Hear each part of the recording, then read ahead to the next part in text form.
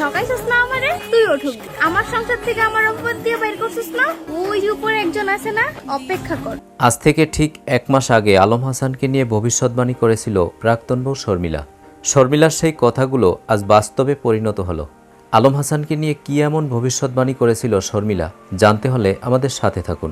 তোর সংসারে তোর বউ পরকিয়া করবি, কিন্তু তুই কইতেও পারবি না, সইতেও পারবি না। শেষ বয়সে সব দেখবি, কিন্তু কইতে পারবি না, বুঝছস? আলম হাসানকে নিয়ে শর্মিলা এমনিতেই কথাগুলো বলেনি। শর্মিলাকে মিথ্যা অপবাদ দিয়ে সংসার থেকে বের করেছিল আলম হাসান। শর্মিলার সংসার টিকিয়ে রাখার জন্য দিনের পর দিন চেষ্টা করেছিল, কিন্তু আলম হাসানের কাছে হেরে গিয়ে মনের কষ্টে অভিশাপ দিয়েছিল।